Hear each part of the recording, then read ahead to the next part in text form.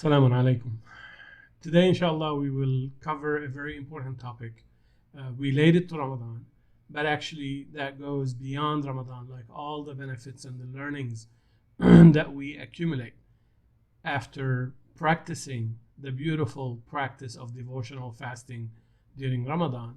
This practice, this characteristic that we call spiritual courage, is a very important benefit of Ramadan. So what is spiritual courage, and where do we get this concept from as it relates to Ramadan? As usual, we always start with these verses that are so abundant in their content. They contain all sorts of beautiful information. So we go back to these same verses that we've been covering again and again. And this time we're focusing on verse 185, where Allah subhanahu wa ta'ala is talking about the month of Ramadan during which the Quran was revealed. And here we have to remember a very important concept given in the same verse, which is this part right here. وَلِتُكَبِّرُوا اللَّهَ عَلَى مَا هَدَاكُمْ. So this is one of the purposes for Allah subhanahu wa ta'ala revealing the Quran during this month, or actually elevating the status of this month by revealing the Quran during this month. Allah subhanahu wa ta'ala says in this verse, and so that you glorify Allah for the guidance that He provided you. He provided you, and I want you to remember these words. He provided the guidance. He is the one who provides the guidance. And here it's not addressing only the companions of the Prophet ﷺ, or addressing the Prophet ﷺ for the guidance that is the Quran. No, he's talking to us, all of us who are required to do the fasting during the month of Ramadan. All of us are provided direct guidance by Allah subhanahu wa ta'ala. He provided you. So the verb that's used, وَلِتُكَبِّرُوا اللَّهِ, لِتُكَبِّرُوا اللَّهِ, is to glorify. So what does that mean, glorify? The root, or the gerund, linguistically we say it's a gerund, al-jadr, of the word, of the verb kabbara, is from kabara, which means to elevate, or to designate as higher, to designate as better, to designate as greater. And in the way it's used in the Quran, very specific and precise term is used in the Quran with this verb kabbara or kabara, which means to designate as the correct opinion, to designate someone with the right opinion or with the correct opinion. So in Surah Yusuf, when the women received Yusuf, they akbarnahu, the Quran says akbarnahu, they valued his opinion. They valued his opinion.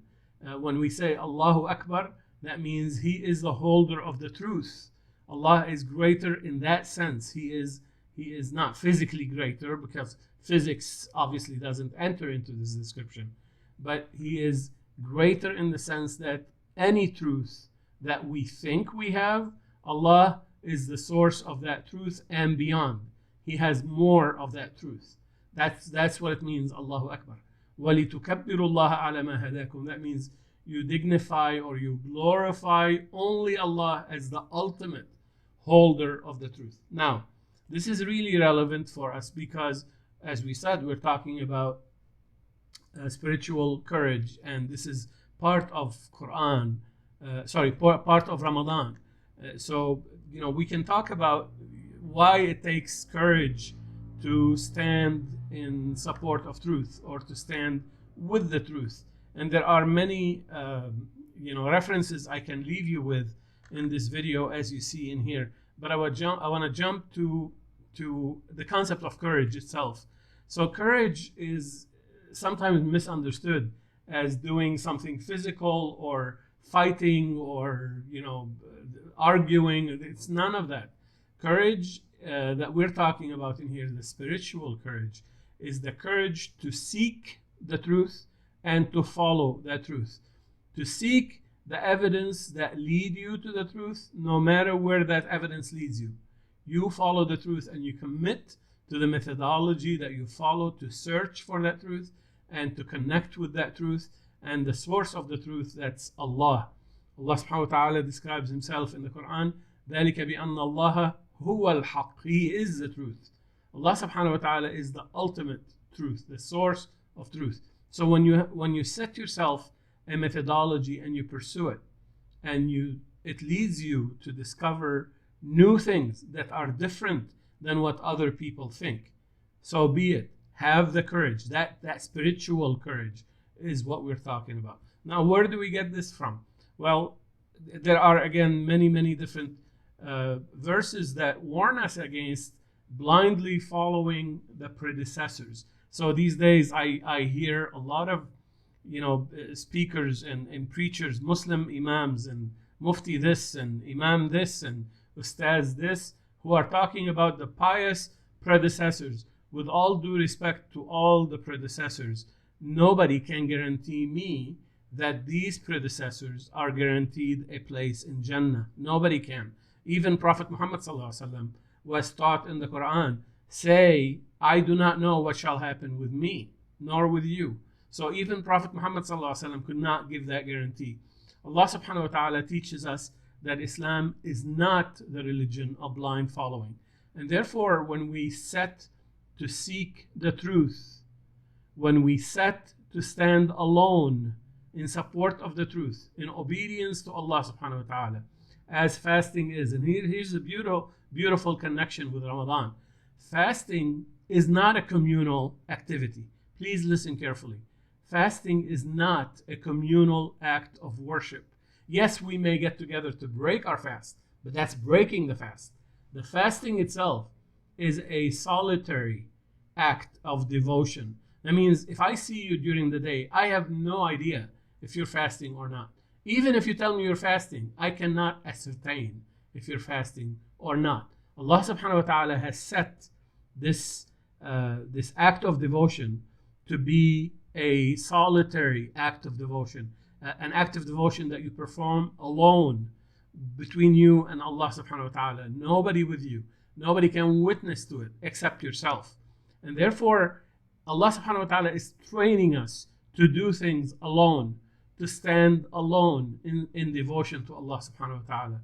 To do things, if you are convinced that this fasting is required, you do them alone in support of your commitment, of your convictions. And no one will know, nor can anyone reward you for this, except Allah subhanahu wa ta'ala. This purity of intention that we get from fasting should be deployed towards spiritual courage. And this is what Allah subhanahu wa ta'ala is teaching us with the fasting in Ramadan.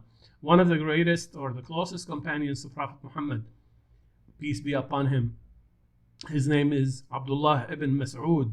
He said, Al-jama'a ma wafaqa al-haq walau kunta wahdak. You talk about being part of a group. He says, the best group to be in is the one with the truth, or to stand with the truth. That's the best group, even if you are all alone. Even if you are all alone. So you are a group with the truth, even if you are all alone. So fasting in Ramadan teaches us to free ourselves of fears. Free ourselves of fears of hunger. I mean, think of this. We have a resistance to hunger and towards survival, of course, that's built into every cell of us against dehydration. And yet, we can take a stand against these drives, these physical drives, because we have a stronger commitment to our conviction to do the act of devotion, which is the fasting. Similarly, we should not do the act of fasting because we want to be fitting in. Nobody can see you during the day, so you can do whatever you want. But if you truly are fasting for the sake of Allah subhanahu wa ta'ala, then you're overcoming this human drive to want to fit in, right? To fit in. And therefore, it's not important to fit in. It's important that you have a strong connection with Allah subhanahu wa ta'ala. Fasting is also a great way to help us free ourselves from our addiction to acceptance. As I said, nobody can know if you're fasting or not.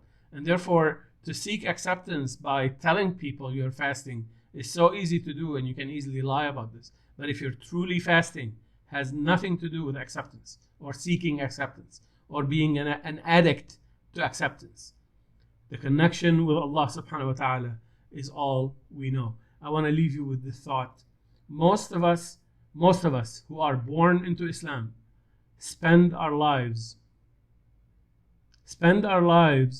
trying to convince ourselves and trying to convince those around us that what our parents left us with, what our parents taught us, is true, is correct. This is true. Most of the Muslims who are born into Islam spend their lives trying to convince themselves and to sort of become proud of the fact that their good parents have led them on the right path.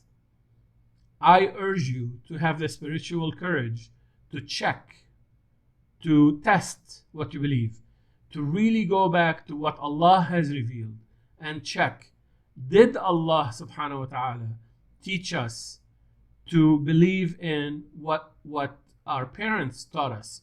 So our parents may be good people, but they may be, wrong on some aspects. And we have to reflect on this. We have to choose. Either we believe in what Allah has revealed, or we believe in what our parents and predecessors have revealed to us. Let me repeat it. The spiritual courage that we learn from Ramadan is to stand alone in search of that connection with Allah subhanahu wa ta'ala, so that we can answer the single most important question. Do we follow what Allah has revealed, or we follow what our predecessors have revealed? If you want spiritual courage, ask a revert. Ask a person who was not a Muslim, who became a Muslim, and what they went through. We all need to learn from our brothers who reverted to Islam after being non-Muslims before. I ask Allah subhanahu wa ta'ala to give us the strength to stand alone in support of the truth. Not necessarily have to stand alone, but even if it takes standing alone, that we have the courage and the fortitude to declare the truth that Allah subhanahu wa ta'ala leads us to learn, and Allah subhanahu wa ta'ala puts us on the path to discover. I ask Allah subhanahu wa ta'ala to accept your fasting, your acts of devotion, and all of your activities toward Him. May Allah keep you safe and healthy during this month and for all the rest of your life. And thank you for paying attention. Salamun alaikum.